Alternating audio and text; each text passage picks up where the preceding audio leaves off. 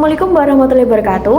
Halo teman-teman, di zaman sekarang ini kita menghadapi perubahan yang sangat cepat, di mana teknologi itu berkembang pesat, arus informasi tidak ada batas, dan dunia sedang mengalami berbagai krisis kemanusiaan.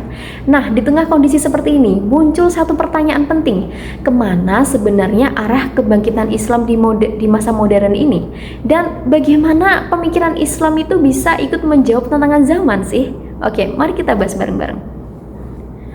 Oke teman-teman, kalau kita melihat sejarah, peradaban Islam itu pernah mencapai masa keemasannya ketika iman, ilmu, dan amal itu berjalan seimbang.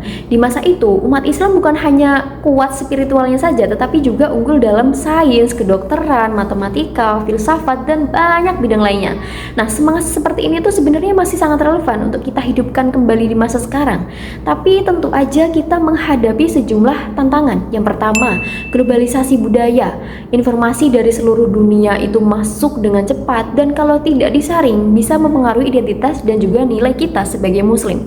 Yang kedua, perkembangan teknologi yang begitu pesat. Tantangannya bukan hanya bagaimana kita menggunakan teknologi, tetapi bagaimana kita ikut menciptakan dan mengembangkannya.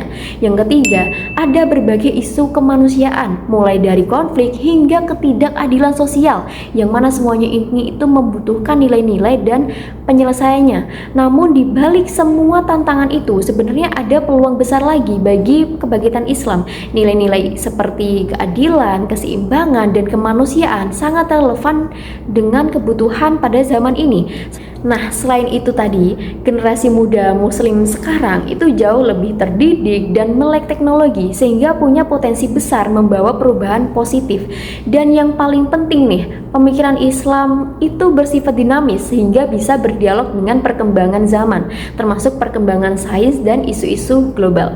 Jadi, apa langkah yang perlu kita lakukan? Yang pertama, kita perlu memperbarui cara berpikir dan memahami Islam agar tetap sesuai dengan tantangan zaman modern. Yang kedua, pendidikan Islam itu harus mampu memadukan spiritualitas dengan knowledge modern dan teknologi. Yang ketiga, umat Islam itu perlu membangun kerjasama yang luas dan inklusif demi kemaslahatan bersama. Yang mana pada akhirnya kebangkitan Islam itu bukan hanya tentang politik atau kekuasaan saja, tapi tentang bagaimana nilai-nilai Islam itu dapat hadir dan memberi manfaat nyata dalam kehidupan sehari-hari. Oke, sebagai penutup, mari kita ingat bahwa kebangkitan Islam itu dimulai dari kesadaran untuk membangun peradaban yang berakhlak.